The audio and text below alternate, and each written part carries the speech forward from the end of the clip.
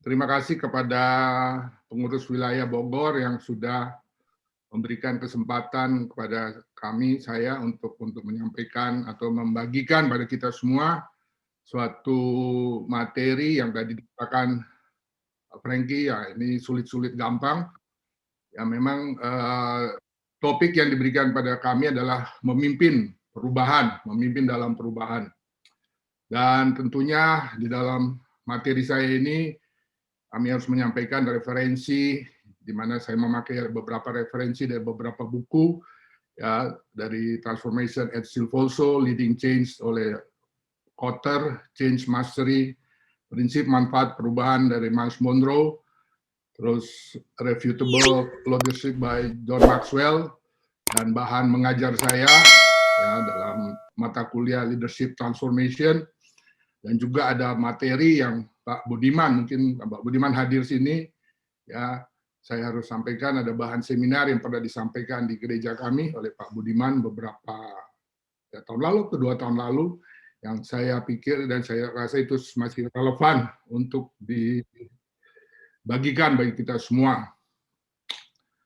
Nah, saya sebelum masuk ke materi saya ingat beberapa tahun lalu di tahun 2006, di mana saya waktu itu sudah diminta, waktu itu BPD Jawa Barat pertama Pak di bawah pimpinan Pak Mulyanto, di mana kami ada masuk di dalam Departemen Penginjilan, dan kebetulan waktu itu bersama dengan Ibu Made dari GSIA Bethlehem. Pada saat itu saya belum pelayan Injil, saya belum menjadi pelayan Injil tahun itu, tahun 2006, tapi saya sudah menyelesaikan sekolah teologi saya, dan saya ingin masuk pelayan Injil, tetapi Bu Made, ya, saya Bu Made nggak ada, dia bilang, ngapain Pak Yosi untuk pelayan Injil, begini aja katanya, ya, di ini aja, di usaha, di bisnisnya aja.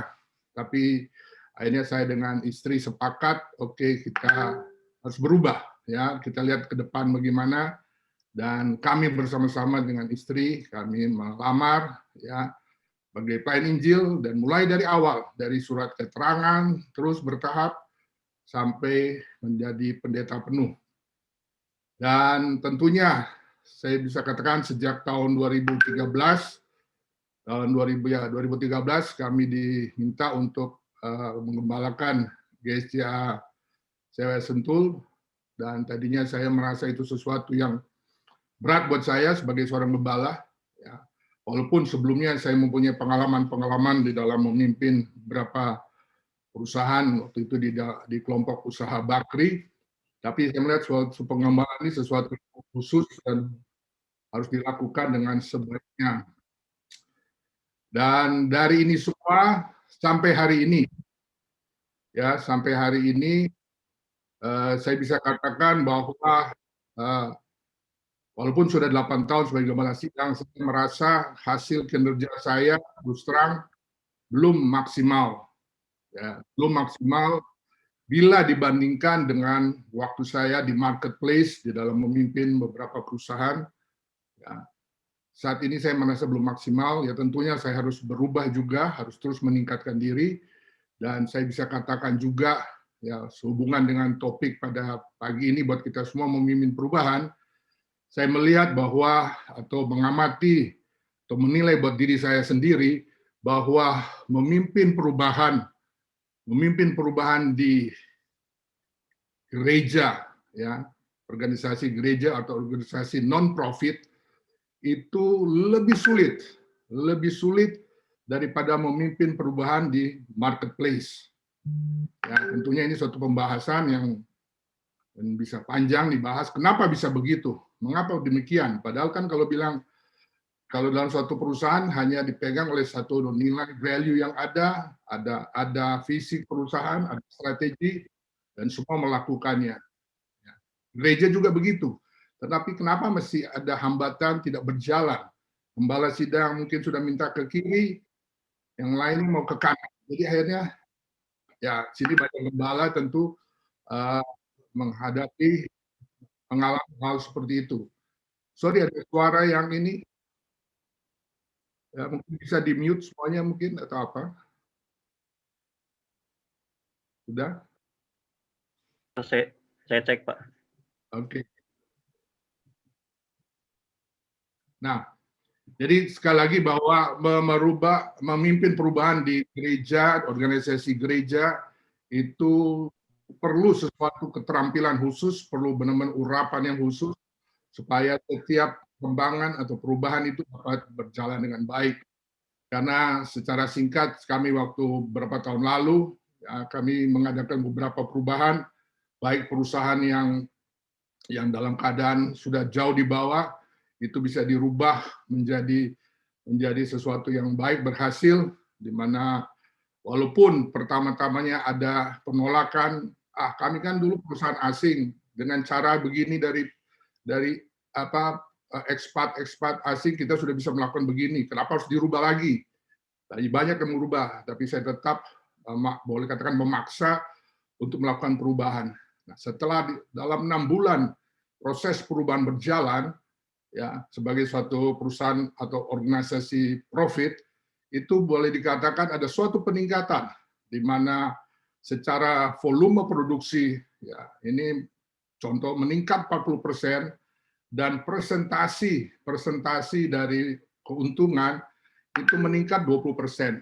Jadi misalnya yang sudah dilakukan untung 100 misalnya, tapi dengan dilakukan perubahan untungnya menjadi 120.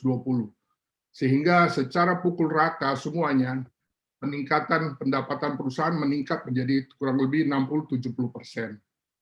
Ini ada karena dilakukan suatu perubahan.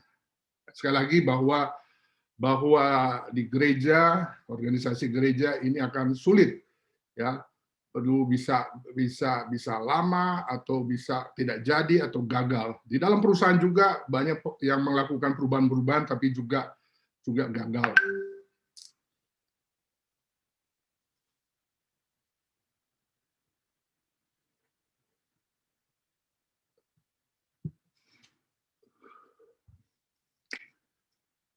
Change or die, ya, berubah atau mati. Artinya di sini secara singkat, jika kita tidak mau berubah, maka akan mengalami ya stagnasi ataupun akan mati. Ini suatu slogan yang mungkin terdengar sebagai suatu jargon, ya kita harus berubah. Kalau kita tidak berubah, kita akan mati. Apakah kita secara pribadi tidak mau berubah, kita tidak akan berkembang, kita akan tertinggal dari orang-orang lain, atau sebagai suatu gereja kita tidak mau berubah, tidak mau beradaptasi dengan apa yang ada di sekitar kita, ya kita tentunya akan ketinggalan. Ya kita semua merasakan dengan keadaan pandemi ini yang ada, ya kita sudah membuat program di tahun 2020, tetapi setelah ada pandemi, mau tidak mau kita harus membatalkan atau menunda beberapa program-program yang ada, bahkan anggaran-anggaran itu di-cut, dipotong, ya. Tapi kita harus berubah. Tapi kalau kita tidak berubah, ya mungkin kita cuma bisa ya tetap tidak ada mungkin karena ya maaf mungkin BPD lain atau organisasi lain berhenti, tidak ada aktivitas. Tapi kita bersyukur pada Tuhan, walaupun kita sudah di-cut, tapi kita masih tetap bisa berjalan di dalam pelayanan kita semua. Nah, pertanyaan tentunya bagi kita, mengapa perubahan itu penting? Tapi mengapa orang itu menolak perubahan? Ya, saya secara cepat di sini bahwa tentunya ya ini bisa sedikit, bisa lebih, saudara bisa tambahkan. Tapi pada intinya orang menolak perubahan itu karena mereka takut kehilangan sesuatu yang berharga atau kehilangan kontrol. Ya, kehilangan kontrol, mereka merasa kendali atas sesuatu, waktu santai mereka hilang karena harus berubah, harus begini. Tadinya bisa pulang cepat, sekarang harus pulang lama. Ya, juga gagal untuk mengalami perubahan dan implikasinya. Artinya orang-orang ini tidak mengerti bahwa perubahan itu sebenarnya akan mendatangkan suatu kebaikan bila dilakukan dengan benar. Dan juga kurangnya ketahanan psikologis. Mungkin dalam proses perubahan secara emosional, secara ya fisik itu tidak tahan, ya harus menghadapi mungkin bisa stres atau apa sehingga saya tidak mau jadi berubah. Dan juga menolak perubahan karena memiliki toleransi yang rendah untuk perubahan. Toleransi yang rendah, jadi ya anggap remeh saja perubahan tersebut. Dan juga faktor lainnya adalah lebih menyukai stimulus dan perubahan yang tidak terlalu tinggi. Jadi tidak mau sesuatu itu terlalu drastis perubahannya itu. Biasa-biasa saja, santai-santai saja. Dan juga yang ini adalah keengganan untuk menyerah kepada kebiasaan lama. Ya, mau tetap di zona nyamannya, ya seperti dalam keadaan pandemi ini, kita mau tidak mau harus berubah, harus mulai ya kita sebut dulu 3M, sekarang 5M. Sedangkan dulu tidak seperti itu. Tapi kalau kita tidak mau berubah, ya kita akan menanggung akibatnya. Nah, tapi banyak orang yang masih enggan untuk menyerah kepada kebiasaan lama. Mereka tidak mau melakukan kebiasaan yang baru yang harus dilakukan. Lalu di dalam Alkitab memerintahkan pada kita semua untuk bisa berubah, ya, dengan mengubah pikiran kita, sebagaimana dikatakan di dalam Roma 12 ayat 2, janganlah kamu menjadi serupa dengan dunia ini, tetapi berubahlah oleh pembaharuan budimu, pembaharuan pikiranmu, sehingga kamu dapat membedakan manakah kehendak Allah, apa yang baik, yang berkenan kepada Allah, dan yang sempurna.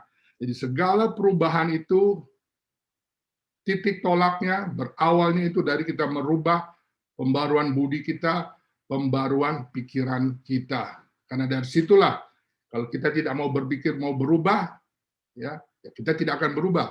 Tapi kalau kita hanya cukup berpikir berubah, ya kita akan berusaha, ya sesuai dengan apa yang kita pikirkan, kita akan mau berubah, dan perubahan itu akan terjadi. Sehingga kita bisa membedakan mana yang kehendak Allah dan yang bukan kehendak Allah. Kalau kita ditanya, ya, kalau saya tanya pada kita semua, ya, siapa yang mau ada perubahan? Pasti semua bilang mau ada perubahan. Perubahan di dalam jumlah jemaatnya bertambah, semua mau berubah. Perubahan di dalam penghasilan pendapatannya, semua mau berubah. Ya, perubahan di dalam pelayanan, bilang ya mungkin para jemaat atau staf bilang, ayo Pak Gembala, kita perlu perubahan, kita harus begini, harus begini, harus begitu. Memang semua mau perubahan. Tapi saat ditanya, siapa yang mau berubah? Ya, tidak ada yang mau berubah. Semua mau tetap seperti adanya. Mau perubahan, tapi dirinya tidak mau berubah. Mau mendapatkan penghasilan yang banyak, tapi tidak mau berubah. Cara kerjanya, cara pelayanannya tidak mau dirubah. Dirinya tidak mau berubah. Sedangkan perubahan itu prinsipnya harus mulai dari diri sendiri dulu, baru sekitar kita, baru bisa dapat berubah. Nah, ada dua macam perubahan, yaitu perubahan yang dipaksakan dan perubahan yang proaktif. Ya, perubahan yang dipaksakan dan perubahan yang proaktif. Kalau perubahan yang dipaksakan itu adalah memang sangat sulit mengatasi perubahan yang seperti ini. Karena seseorang itu atau sekelompok atau perusahaan itu tidak menyiapkan diri. Misalnya mengalami suatu penyakit, ya orang tidak tahu tiba-tiba seseorang sakit, tidak tahu harus mengalami ada perubahan yang harus terjadi, harus menyediakan uang, harus dibawa ke sini, harus dilakukan penanganan, tidak siap. Tapi ada perubahan yang harus dipaksa. Ini suatu perubahan yang dipaksakan, mau tidak mau harus diatasi hal tersebut. Ya, seperti keadaan COVID sekarang juga, apakah itu sakit, apakah langsung misalnya ada yang meninggal karena penyakit itu, perubahan akan terjadi dalam keluarga itu. Ya, harus mengatasinya. Atau jika satu perusahaan melakukan PHK misalnya, ada perubahan yang akan terjadi, baik pada perusahaan itu sendiri maupun kepada pribadi-pribadi.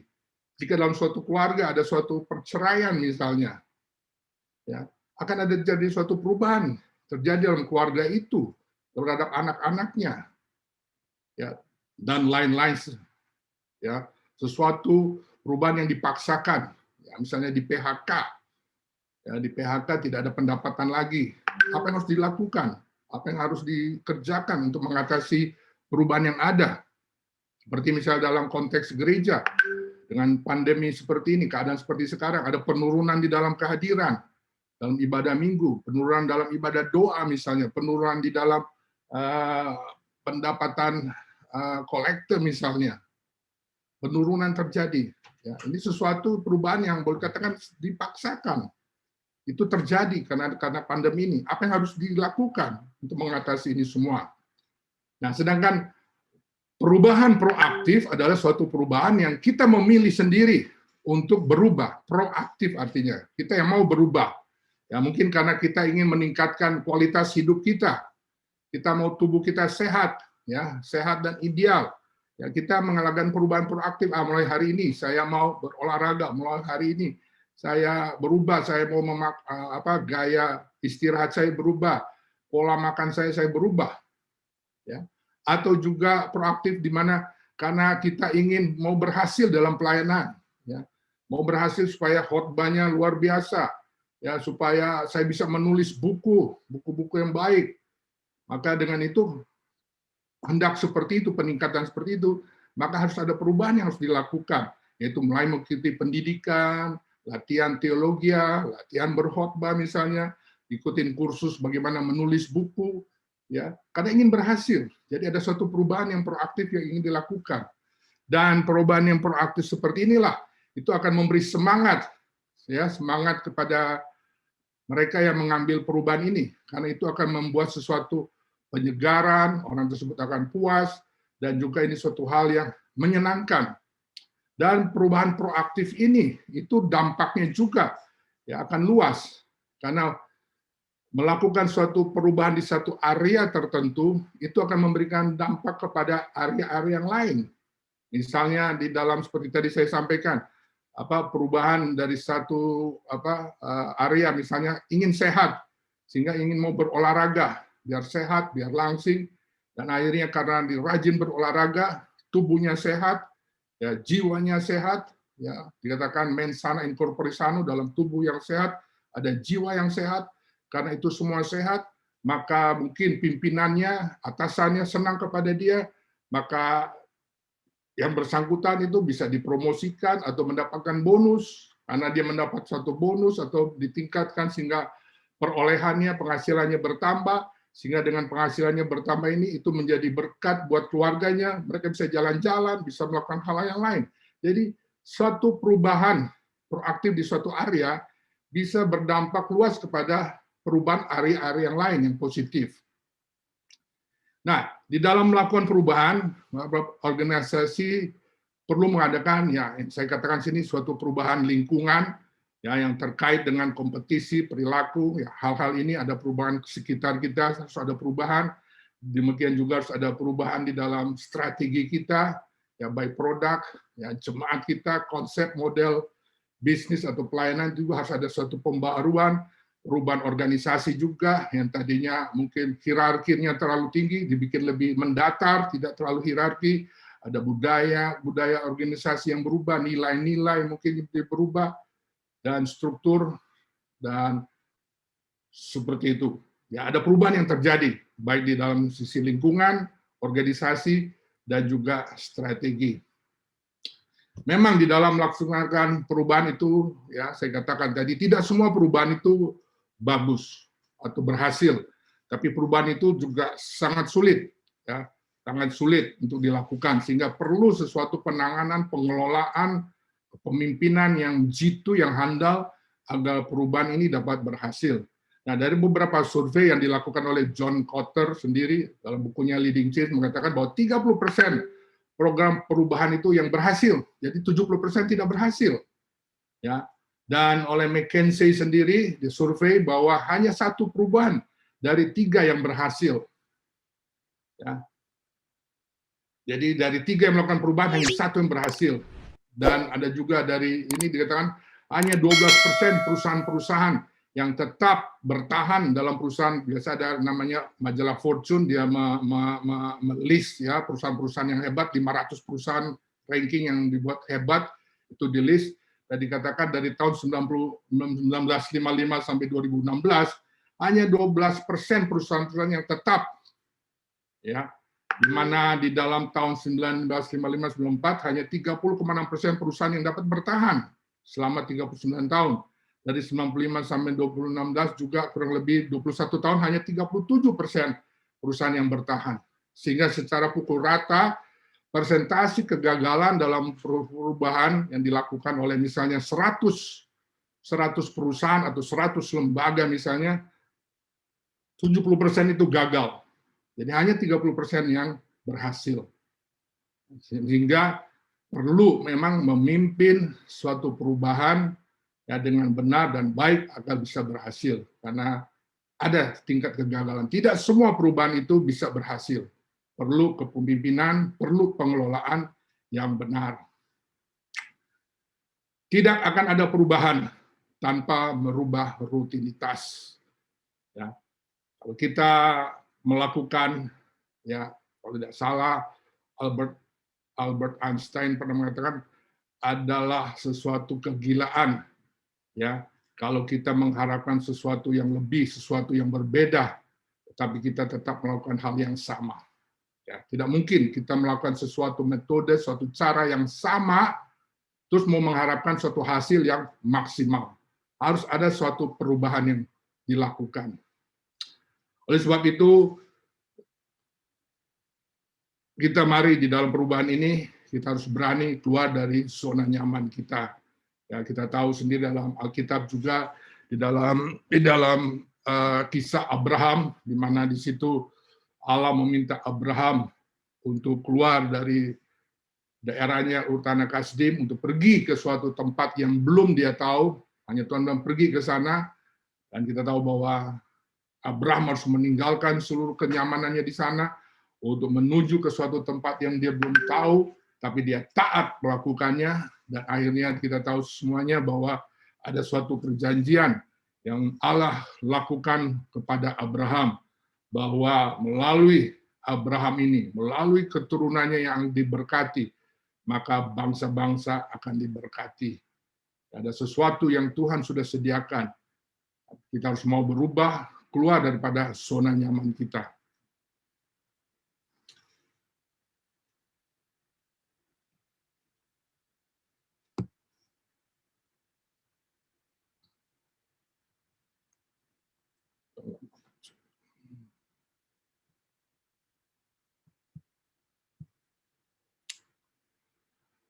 Selain Allah dan janji-janjinya, hal yang konstan ya di dalam kehidupan ini adalah perubahan. Ya, sebenarnya sering dikatakan bahwa yang konstan dan tidak berubah adalah perubahan. Jadi perubahan itu selalu ada. Tapi saya tambahkan di sini kompetisi. Karena setiap orang ingin maju, setiap orang ingin berhasil. Berarti ada suatu kompetisi yang harus dilakukan. Sehingga perubahan dan kompetisi ini adalah sesuatu yang konstan. Tentunya Allah dan janji-janjinya itulah satu-satunya yang konstan. Tuhan tidak pernah berubah. Ya, atas segala janjinya, ya tetap Allah yang Maha Kuasa, itu sudah suatu aksioma, ya, aksioma yang artinya yang sudah begitu, yang tidak bisa diapakan lagi. Tetapi di dalam kehidupan ini, dan kita menjalani kehidupan ini, suatu hal yang konstan adalah perubahan dan kompetisi. Nah, di bawah ini ada beberapa perusahaan yang kita tahu, ya saya tidak jelaskan, tapi mereka sudah begitu hebat, luar biasa, tetapi mereka tidak berubah, mereka tidak mengadaptasi, baik strategi mereka, proses mereka, organisasi mereka, sehingga akhirnya mereka kalah di dalam persaingan. Dan akhirnya ada yang bangkrut, ada yang ditutup. Ini perusahaan-perusahaan besar, ya, seperti Xerox. Kita tahu fotokopi dulu, sekarang sudah jarang kita mendengar Xerox. Handphone, Nokia, BlackBerry, ya ini sudah tidak ada lagi di pasaran. Yang ada sekarang apa? Samsung, ya, Huawei, apalagi. Ya, ini baru semua. Sedangkan dulu kita tahu Nokia luar biasa, BlackBerry luar biasa. Tapi karena mereka tidak beradaptasi, tidak mau berubah, mereka kalah dengan yang lain.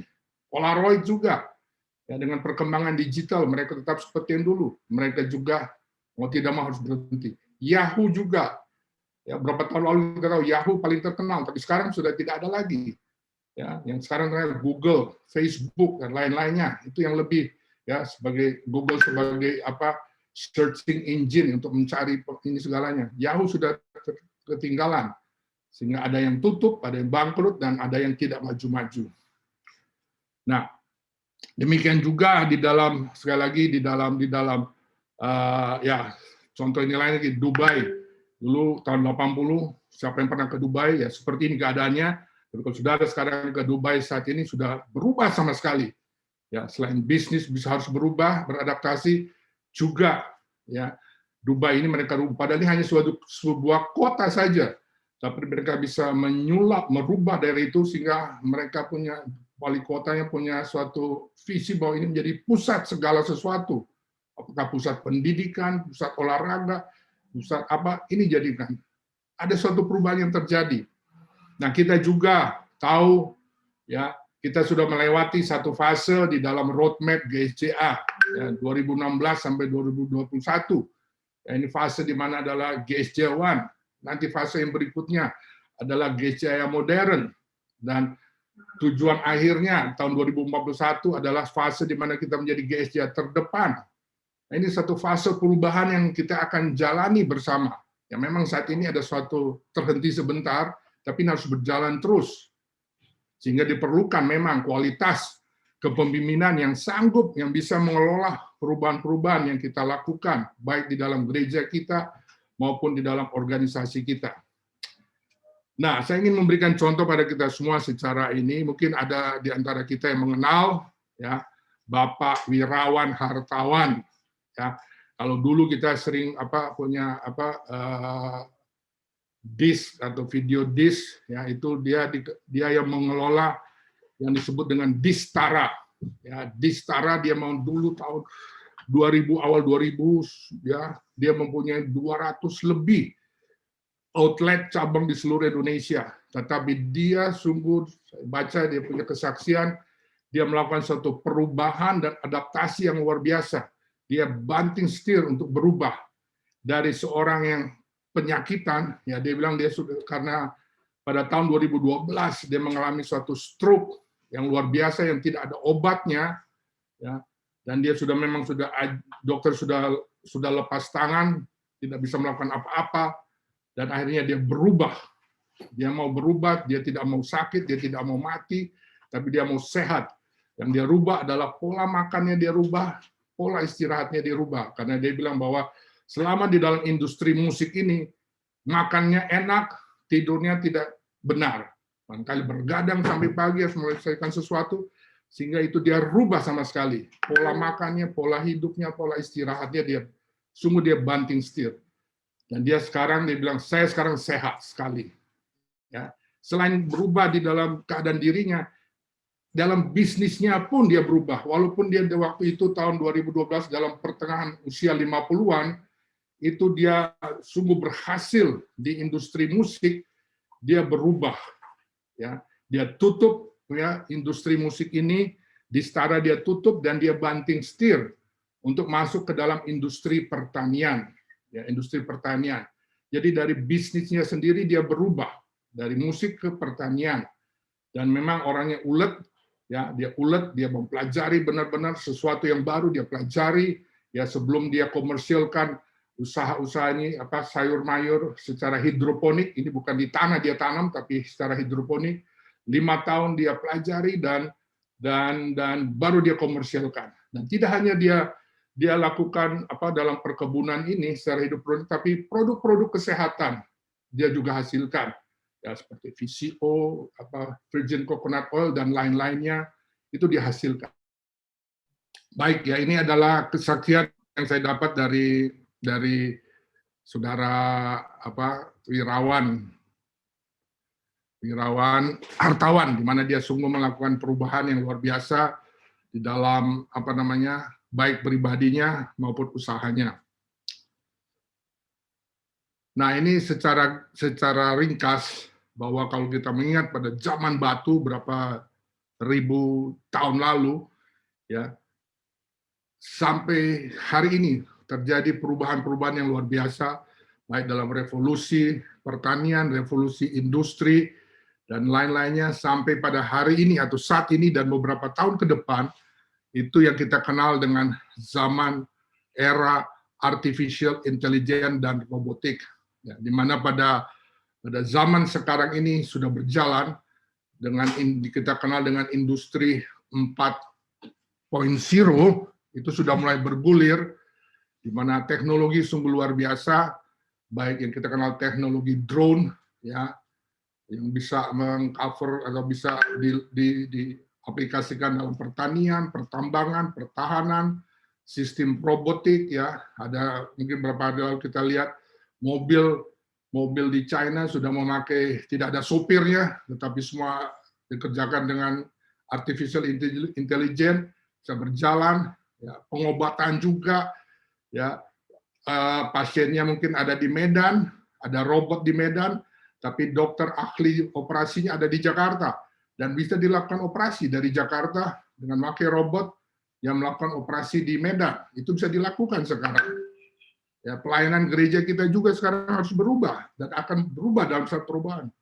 Baik di dalam ibadah minggu kita, dalam pelayanan pemuritan, konseling, penginjilan, perlu perubahan-perubahan dengan memanfaatkan teknologi yang ada, baik itu disebut artificial intelligence ataupun robotik. Ya. Dan tentunya di dalam perkembangan teknologi ini, maka diperlukan tentunya kepemimpinan yang bisa menangani hal ini, bisa mengelola atau bisa memimpin hal ini, baik itu dari sisi teknologinya, baik itu dari sisi manusianya, dan juga dari sisi bisnis ataupun gereja. Ketiga hal ini, bisnis, manusia, dan teknologi, itu bisa dikelola dengan baik, dengan benar, sehingga bisa memberikan hasil yang baik. Nah, tentunya pertanyaan bagi kita semua saat ini, apakah saudara dan saya, atau gereja saudara dan gereja saya, apakah kita sudah cukup puas dengan keadaan kita saat sekarang? Ya, kita sudah senang di zona nyaman, tidak melakukan apa-apa, kita diam saja, ya. Atau apakah kita sudah putus harapan, ya, dengan keadaan yang ada, putus harapan untuk meningkatkan diri, untuk mengembangkan kapasitas kita lagi, meningkatkan kapasitas gereja, di mana kita melayani. Nah, dengan kita melihat masa pandemi yang masih berlangsung ini, kiranya ini menjadi suatu momentum untuk kita bisa introspeksi, melakukan perubahan-perubahan yang signifikan, sehingga kita bisa bertahan di dalam masa pandemi ini, dan juga bisa meningkat terus, berkembang setelah masa pandemi ini selesai. Dan tentunya ini adalah kerinduan kita semuanya. Dan saya bisa katakan bagi kita bahwa ketika laju pertumbuhan di sekeliling, di sekitar gereja kita, melebihi laju perubahan di dalam gereja kita, maka hari-hari terbaik gereja kita, gereja saudara, gereja saya, itu berada di belakang gereja kita. Artinya perkembangan di sekitar kita, keadaan lingkungan kita, sosial, ekonomi, peradaban, budaya, di sekitar kita berkembang, kita sendiri tidak berubah. Mereka berubah, sekitar berubah. Nah, kita akan ketinggalan, atau kita akan terbelakang.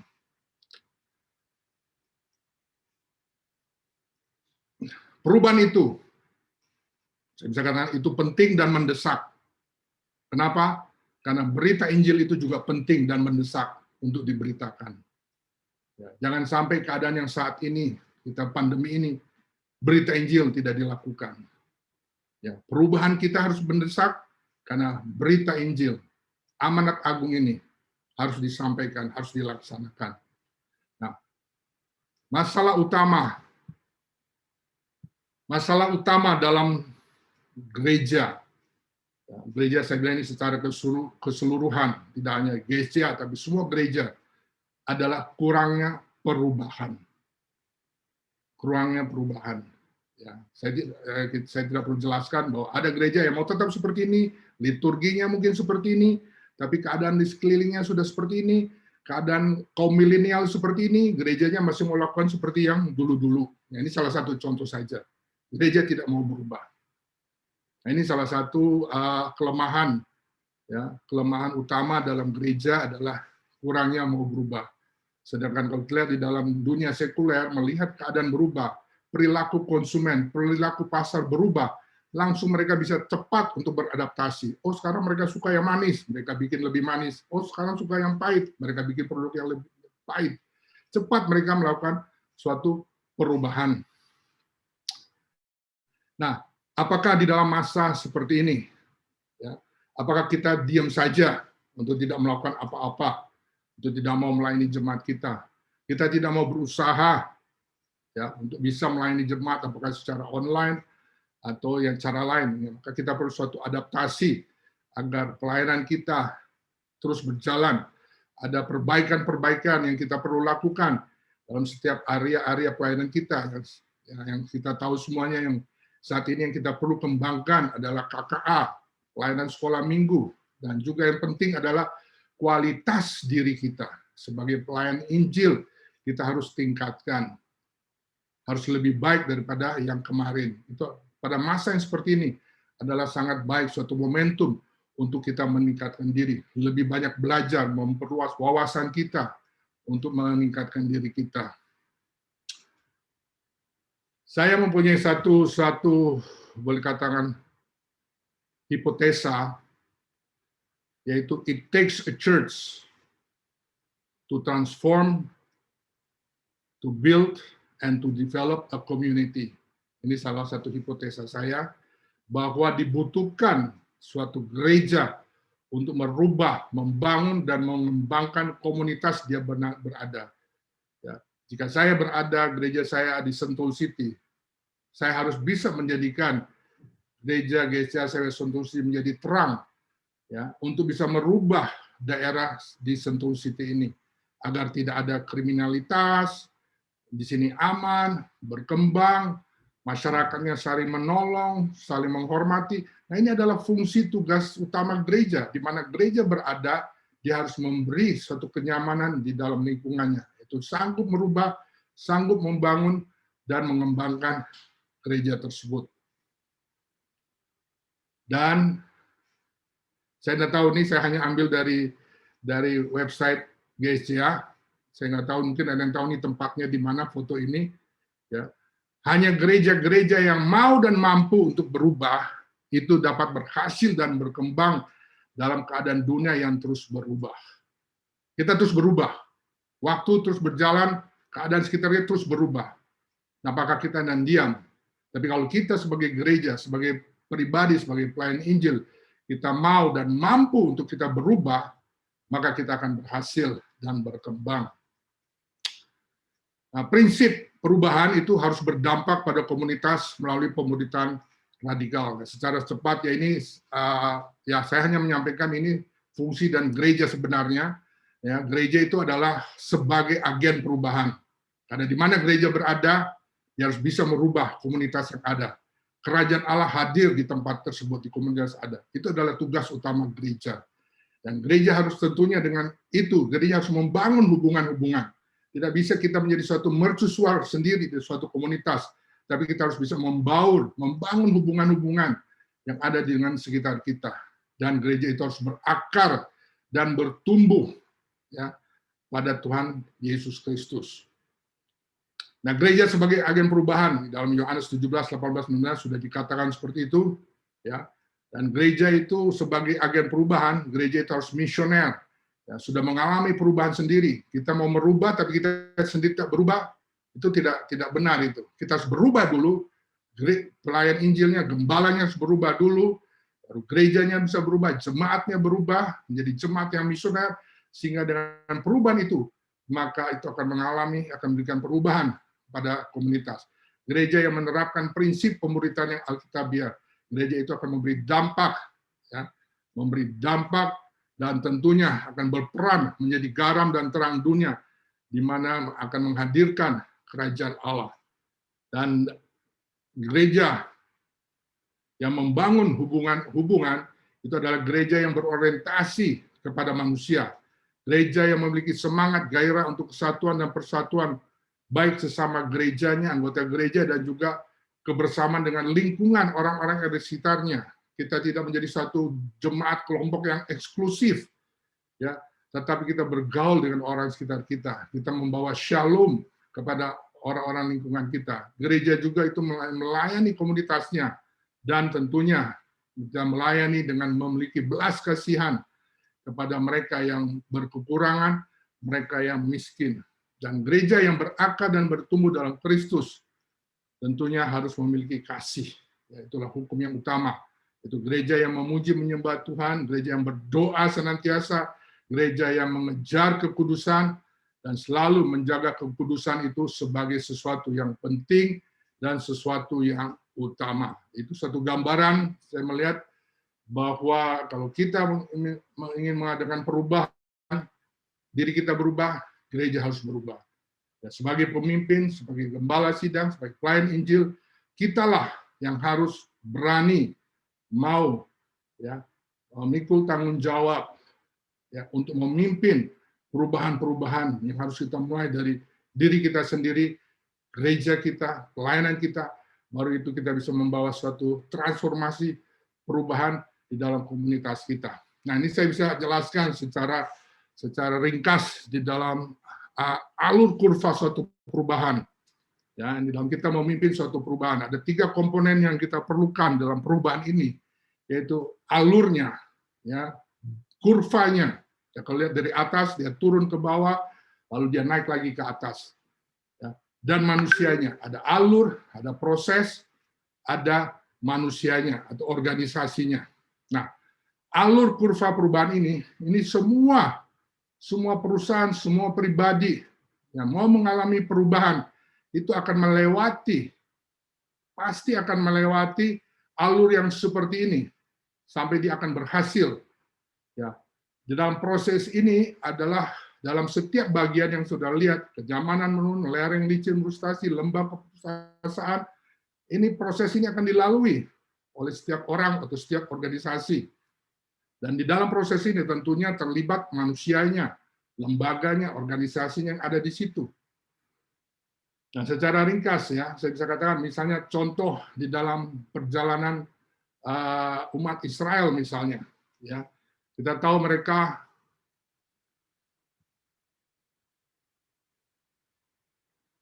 harus melewati, dan dalam posisi di sini digambar di alur ini adalah lereng licin frustasi, di mana mereka di situ frustasi sampai kita tahu bahwa bangsa Israel mengatakan udah lebih baik kita balik saja ke Mesir. Ya, mereka sudah frustasi, tidak mau lagi melanjutkan perjalanan. Tapi mereka yang benar-benar terus mengikuti perubahan, memang ada seleksi hanya satu generasi yang bisa terus. Mereka sampai suatu keputusasaan. Ya, tapi setelah kurva lembah yang paling bawah mereka menanjak terus naik ke atas dan mereka sampai ke Kanaan. Nah, mungkin suatu gambaran juga di dalam ya ini bisa koreksi saya, ini saya saja analisa saya. Contoh di dalam kita mengalami masa COVID-19 ini. Ya, pada bulan Maret, Februari, Maret, Juni, itu kenyamanan itu kita sudah mulai menurun. Februari, Januari kan mulai COVID itu ada. Sudah mulai menurun. Dan akhirnya dalam bulan Mei, Juli mungkin lereng frustasi sudah ada. Wah, semua frustasi. Gimana ini? Gimana begitu? Semua pada bingung. Dan pada saat yang terbawa, ya, apakah kita sudah sampai di sini? Ya, mungkin saya bilang sudah sampai lembah keputusasaan ini, yaitu di dalam bulan Juli, mungkin Juni, Juli sampai saat ini kita berada dalam lembah keputusasaan ini. Tapi justru di dalam keadaan lembah keputusasaan ini, ya,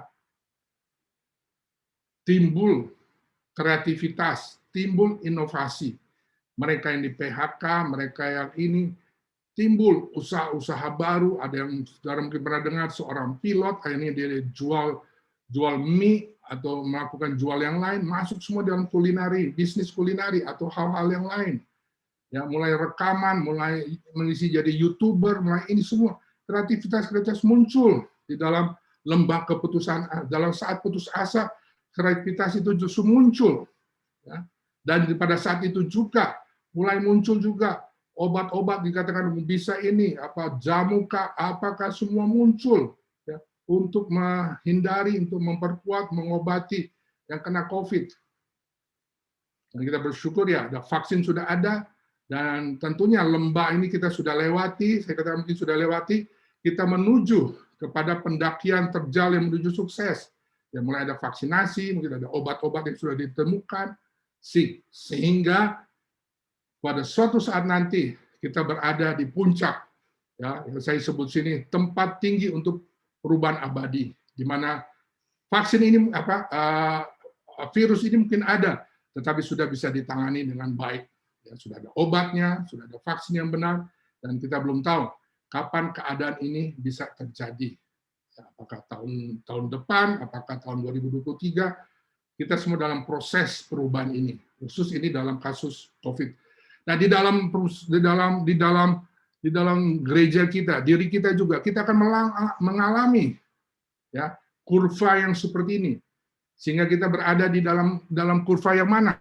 Apakah masih di atas atau kita berada dalam lembah keputusasaan, di mana kreativitas itu bisa timbul? Ya, saya tidak tahu, saudara yang bisa menjawabnya.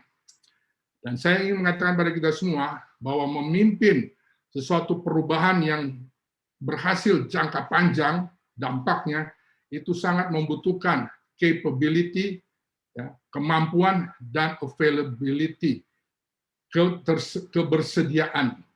Ya. Karena di dalam pelayanan saya melihat, ya kita semua tahu, banyak orang yang mampu, tetapi sedikit yang mau bersedia melayani. Tapi ada juga orang-orang yang bersedia melayani, tetapi tidak mampu dan tidak mau meningkatkan kemampuannya. Ya, dan inilah kita perlu untuk sesuatu perubahan yang berhasil dan berjangka panjang. Keduanya ini seperti koin, dua sisi koin ini harus ada, capability dan availability, kemampuan dan kebersediaan. Ya. John Kotter mengatakan, perubahan yang penting adalah mengenai manusianya. Karena di dalam suatu proses perubahan, pemimpin harus memenangkan hati dan pikiran dari orang-orang atau pengikutnya. Jadi fokusnya adalah kepada manusianya. Kepemimpinan yang berhasil, memimpin dalam perubahan, itu tentunya diperlukan saat ini. Namun ada beberapa perubahan itu gagal. Nah, mengapa usaha-usaha perubahan ini gagal? Nah, saya ingin masuk ini kepada inti daripada topik ini, yaitu bagaimana kita memimpin ya suatu perubahan agar berhasil. Tapi saya approach-nya dari sisi ini, kesalahan-kesalahan dalam memimpin perubahan. Ya, saya approach-nya dari sisi ini. Ada kesalahan-kesalahan dalam memimpin perubahan. Bagaimana supaya kita tidak salah? Apa kesalahan yang ada? Yaitu pertama, kesalahan pertama adalah tidak menetapkan suatu kebutuhan atau suatu keinginan besar yang penting dan bersifat mendesak, ya, atau sesuatu yang urgent. Kita hanya santai saja, sudah ada menurun pendapatan, menurun jemaatnya, menurun keuangan di rumah tangga, semua begini keadaan, kita diam saja, tidak ada sesuatu sepertinya darurat atau urgent. Ya. Nah, ini harus kita tetapkan, ini sudah urgent. Saya harus berbuat sesuatu, saya harus minta tolong siapa, saya harus melakukan apa. Ya. Nah, kita tidak boleh merasa oke saja, kita tidak perlu merasa oh cukup. Biasakan orang tanya gimana keadaannya, oh saya baik-baik, padahal sebenarnya dia sakit, sebenarnya dia dalam kekurangan, tapi selalu jawabnya oh saya baik-baik saja. Ya, biasanya orang seperti itu. Tapi mari kita dari satu sisi kita harus bisa. Ya, saya mempunyai suatu prinsip yang kita harus bisa kita lain kali ya kecenderungan semua orang itu berpikir ke depan itu secara linear. Ya, maksudnya linear itu sesuatu yang ya progresnya landai jalan terus naik tapi ya pelan-pelan begini.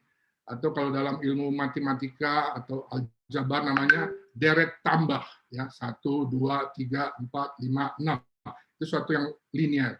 Tapi kalau yang saat ini yang diperlukan adalah bagaimana kita berpikir secara eksponensial, berpikir secara deret ukur, sesuatu yang ada lompatan-lompatan, ya 1, 5, 12, 30, nah itu akan terjadi ke depan.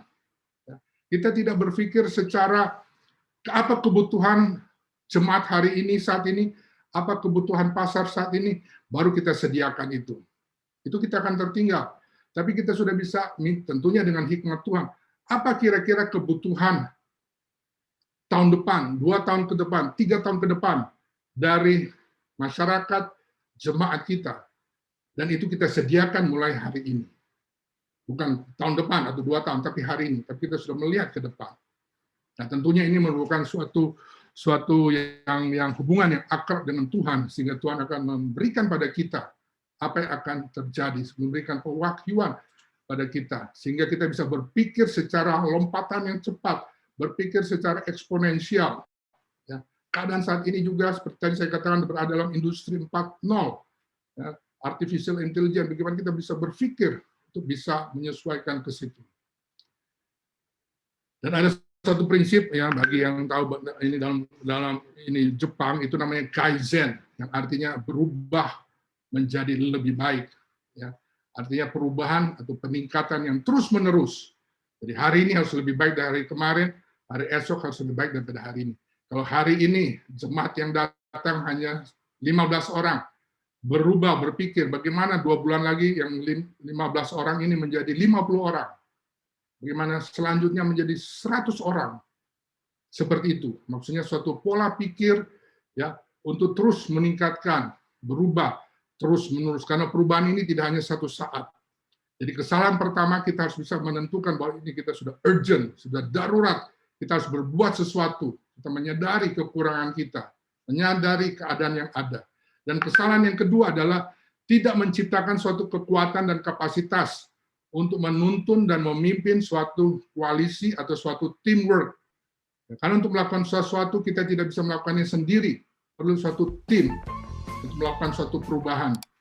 Dan kita tahu bahwa tim itu akronim singkatan daripada together, bersama-sama, everyone achieve more. Bersama-sama, setiap orang mencapai lebih.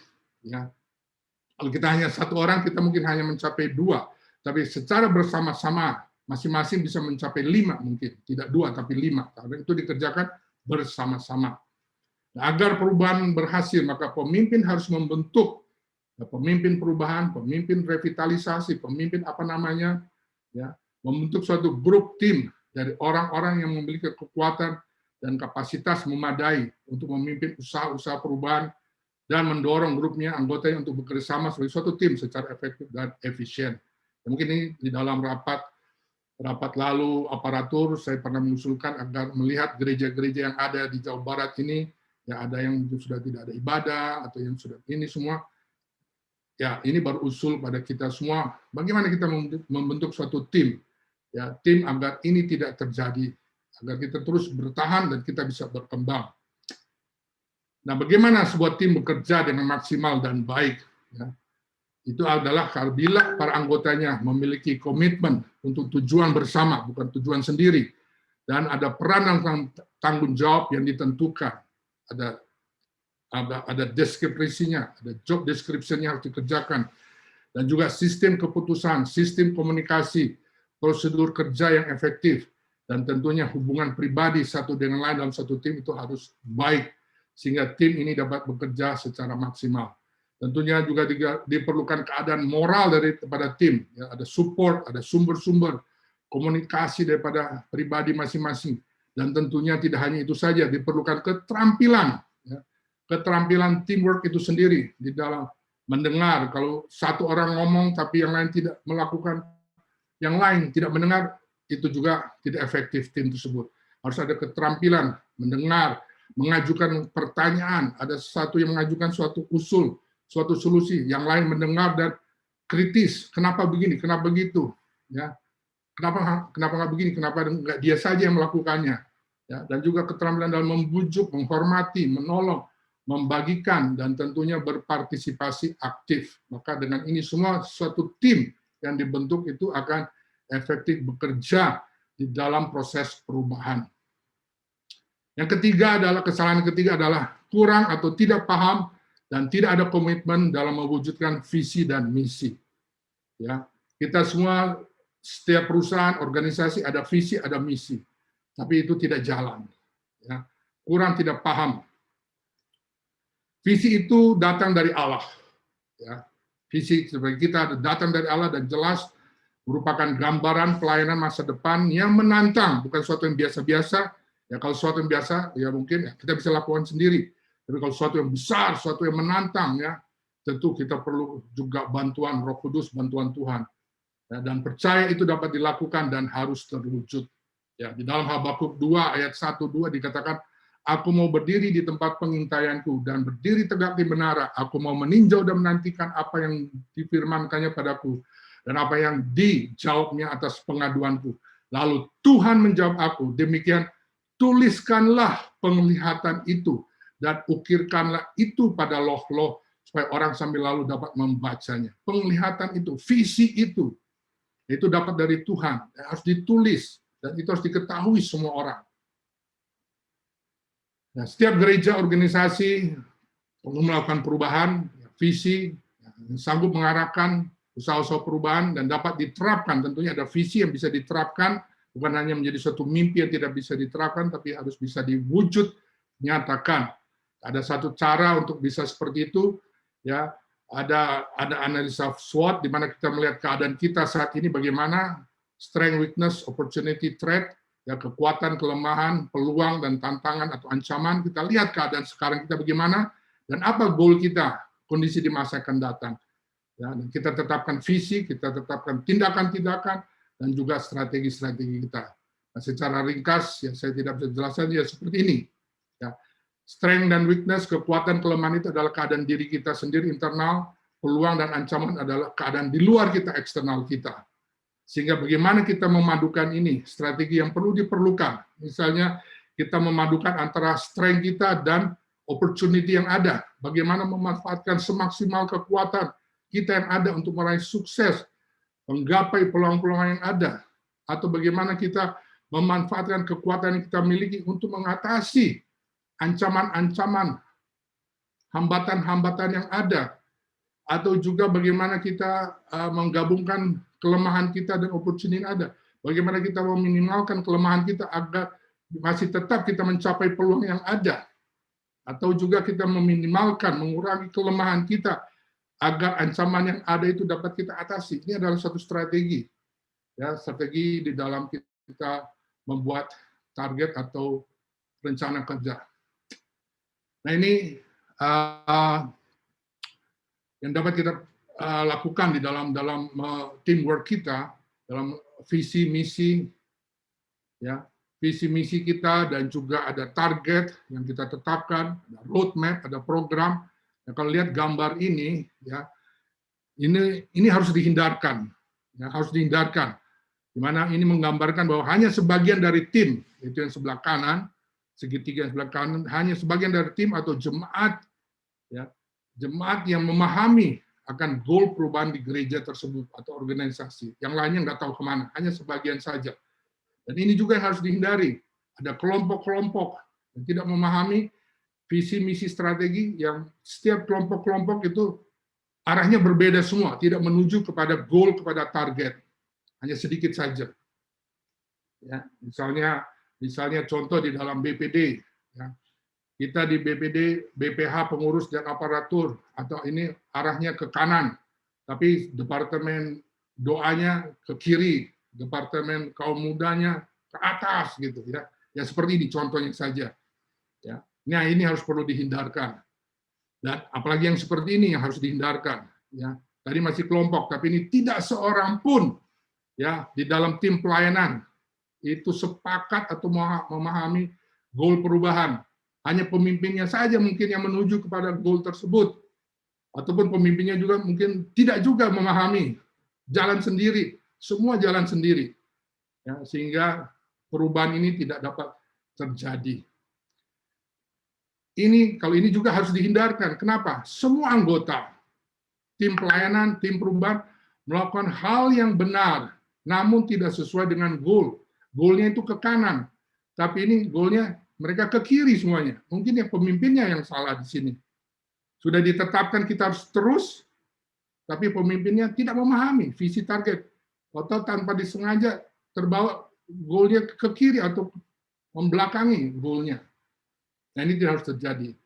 Tetapi inilah yang harus sebenarnya terjadi di dalam kita memimpin suatu perubahan, dalam kita menetapkan visi, misi, target, strategi, roadmap kita, program kita, ke semuanya, setiap jemaat, pelayan Injil, gembala sidang, memahami dan sepakat akan goal perubahan yang harus kita lakukan. Dan ini pasti akan tercapai. Nah, kesalahan keempat yaitu tadi bahwa visi itu harus dikomunikasikan. Tapi kadang-kali kita kurang mengkomunikasikannya. Dan kita tahu secara ini komunikasi yang efektif adalah bila ya orang itu akan mengingat dan paham akan apa yang dikomunikasikan bila, saya hanya mulai dari bawah, bila 80% itu akan mengingat atas apa yang dikatakannya setelah melihat dan mendengarnya. Ya. Jadi seorang melihat atau mendengar pertama, dia melihat mungkin suatu presentasi dalam gambar-gambar, itu dia akan pahami, dan apa yang dia lihat, dia dengar, itu dia ucapkan, dia bagikan, dia katakan, itu dia akan memahami visi itu secara 80%. Akan lebih baik lagi. Ya, apa yang dia katakannya, dari apa yang dia lihat dan dengar, itu tidak hanya dikatakannya, tapi dia lakukannya. Maka pemahaman akan visi, target itu sungguh akan meresep ya 90% di dalam diri batin dia. Jadi tidak hanya didengar, tadi jemaat kita meningkat 100, tapi itu hanya diucapkannya, dibacanya. Tapi itu harus dikatakannya, harus dilakukannya, maka itu akan meresap di dalam diri kita atau gereja kita kalau ini adalah komunikasi yang efektif. Yang kelima adalah tidak menyingkirkan setiap penghalang dan penghambat kepada visi misi.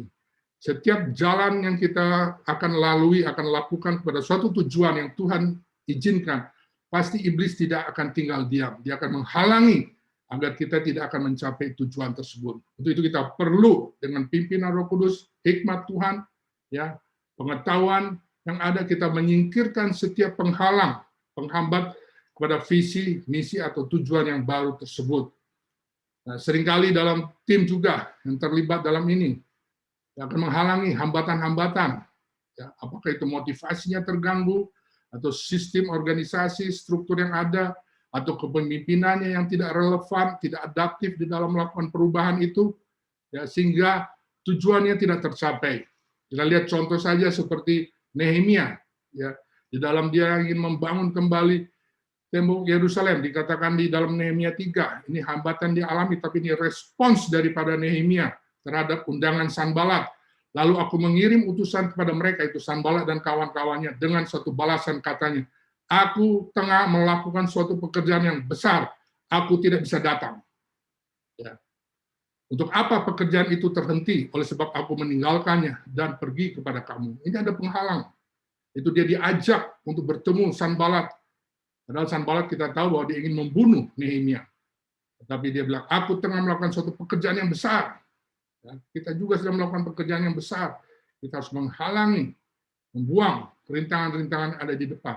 Dan dengan sikap respons daripada Nehemia tersebut, maka kita tahu dalam ayat yang 16 bahwa Nehemia berhasil ya dalam kurun waktu 52 hari tembok itu terbangun, dan takutlah semua bangsa. Ya, karena apa? Pekerjaan itu dilaksanakan dengan bantuan Allah. Kesalahan yang keenam adalah tidak merencanakan secara sistematis untuk menciptakan kemenangan atau keberhasilan jangka pendek. Ya. Perubahan yang abadi yang terjadi adalah kumpulan dari keberhasilan kecil. Ya. Ada himpunan, ada keberhasilan kecil yang ada, itu adalah kumpulan-kumpulan yang membuat suatu perubahan yang besar.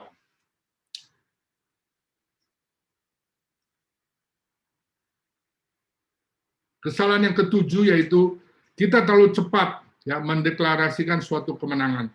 Kita belum sampai suatu yang besar, baru ini kita sudah bilang, wah saya hebat, saya luar biasa.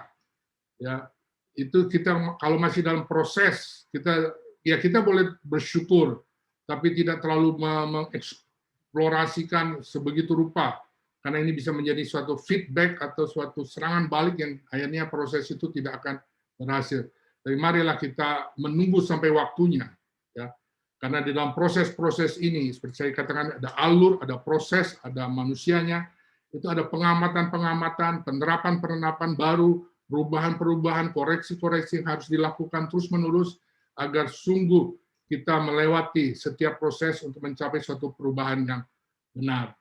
Kesalahan yang terakhir adalah Yang kedelapan yaitu kita tidak menempatkan dan melandaskan perubahan dalam moral dan budaya kerajaan Allah.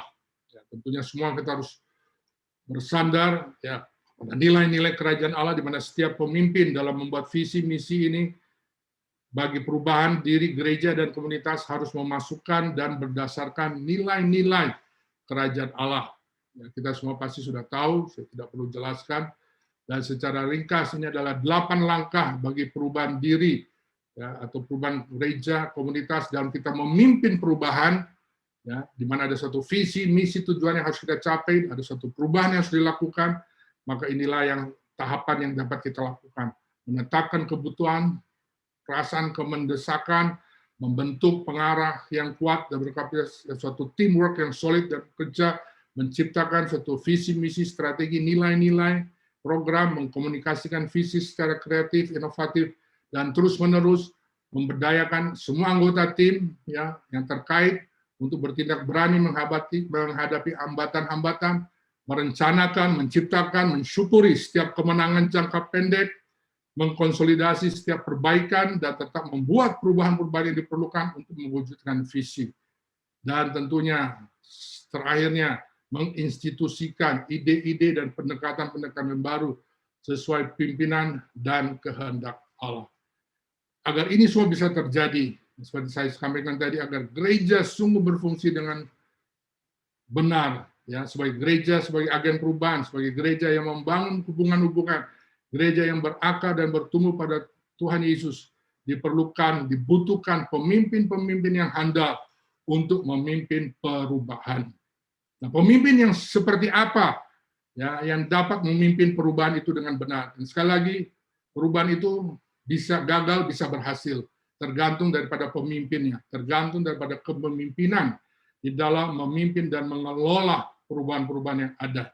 Kita ketahui bahwa sebagaimana John Maxwell katakan, a leader is one who knows the way, goes the way, and shows the way. Seorang pemimpin yang tahu ya, jalan itu, melakukan jalan itu, dan menunjukkan jalan kepada tujuan tersebut. Di dalam Keluaran 18 ayat 21, di situ dijelaskan, di situ Jethro kepada Musa, di samping itu kau carilah dari seluruh bangsa itu orang-orang yang cakap dan takut akan Allah, orang-orang yang dapat dipercaya dan yang benci kepada pengejaran suap.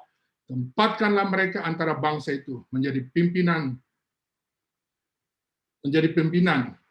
pemimpin 1.000 orang, pemimpin 100 orang, pemimpin 50 orang, dan pemimpin 10 orang. Nah, dari sini ada yang mengatakan bahwa ini awal mulanya, cikal bakalnya yang disebut manajemen, ya, manage orang-orang. Nah, ini dikatakan oleh Jethro, dikatakan sebagai bapak manajemen, bagaimana Musa harus menangani orang-orang yang begitu banyak dengan berbagai masalahnya. Di mana secara ringkas di sini Jethro, bapak mantunya, ya, menasihatkan bahwa Musa harus memilih orang-orang yang memiliki integritas. Ini yang utama, integritas. Ya, sebagai pemimpin hamba itu harus cakap, integritas intelektualnya. Pemimpin hamba itu takut akan Allah, integritas rohaninya. Pemimpin hamba itu orang yang dapat dipercaya, integritas sosialnya. Pemimpin hamba itu orang yang benci akan pengejaran suap, integritas ekonomi dan keuangannya. Pemimpin hamba itu orang yang rendah hati dan tahu memimpin, integritas kerja, etos kerjanya ini.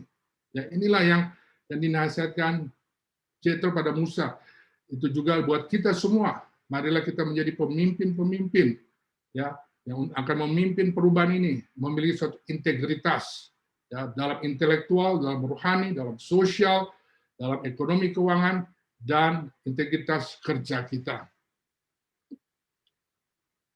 Dikatakan di sini pemimpin integritas adalah dia yang terpanggil oleh Tuhan menjadi pemimpin. Tidak mau menjadi pemimpin, mau datang dari sendiri, tapi harus terpanggil oleh Tuhan. Di mana ia, ya, pemimpin itu harus memimpin dengan melayani dan mengendalikan hubungan-hubungan sehat serta mampu mengubah krisis menjadi peluang. Inilah yang saya bisa katakan kualitas kriteria pemimpin yang dapat memimpin suatu perubahan agar bisa berhasil. Tentunya Yesus Kristus adalah teladan kita sebagai seorang pemimpin yang besar. Ya, adalah pemimpin yang harus bisa mengubahkan, menjadikan orang biasa mampu mengerjakan hal yang luar biasa. Murid-murid Tuhan Yesus, orang-orang biasa, para nelayan, tapi mereka mampu melakukan hal yang luar biasa. Karena dipimpin oleh seorang pemimpin yang rendah hati, yang berintegritas. Tentunya Yesus Kristus adalah teladan kita. Saya bisa ringkas di sini bahwa kepemimpinan transformasional Kristiani atau kepemimpinan yang melakukan perubahan, ya, dia harus bisa membawa gereja yang diubahkan, dirinya diubahkan, gereja yang diubahkan, maka itu akan mengubahkan komunitas, bangsa, dan bisa mengubahkan dunia. Harus dimulai dari perubahan diri sendiri, gereja kita pasti berubah, komunitas berubah, bangsa itu juga berubah. Saudara-saudara, saya secara ini dalam mempelajari kepemimpinan, ya saya sebenarnya ada satu ayat yang menjadi patokan saya, yang bisa menjadi ya pedoman di dalam kriteria kualitas sebagai seorang pemimpin yang saya dapat dari Daud, Raja Daud, di mana itu tertulis di mana ini mencakup semuanya, ya, mencakup semuanya yang ada di dalam Mazmur 78 ayat 72. Di situ yang dikatakan Mazmur 78-72, ia, itu Daud, menggembalakan mereka dengan apa? Ketulusan hatinya, integritas, ya, ketulusan hati, kesabaran, roh ada di sini, ketulusan hatinya, dan menuntun mereka, memimpin mereka, menuntun mereka dengan apa? Kecakapan tangannya. Jadi tidak perlu cukup dengan hati yang tulus, tidak cukup kita jujur, itu baik kalau kita jujur, baik itu kita setia, ya, baik itu kalau kita sabar, tetapi kita juga harus mempunyai kecakapan, ada keterampilan, ada knowledge. Ya, seorang pemimpin harus bisa cakap, terampil, dan juga tentunya hati. Jadi apa yang menjadi nilai-nilai, value gereja itu sungguh luar biasa. Cinta Tuhan, rendah hati, jujur, dan rajin. Itu sudah mencakup di sini semua. Sehingga doa saya, kerinduan saya, ya, sebagai seorang hamba Tuhan pelayan Injil di GCA khususnya di Jawa Barat adalah mari ya, GCA Jawa Barat yang sehat dan bertumbuh hanya dapat terjadi melalui peran dan upaya para pelayan Injil, yaitu saudara dan saya, dan kepemimpinan di gereja, yaitu gembala, staf pastoral, majelis, tim pelayanan yang ada, di mana mereka itu mampu meningkatkan kualitas diri, meningkatkan kualitas pelayanannya juga, sehingga ini akan berpengaruh di dalam memimpin perubahan yang berhasil pada gereja dan komunitasnya. Baik, terima kasih. Mungkin kepanjangan, ini dapat saya sampaikan bagi kita semua. Terima kasih untuk perhatiannya.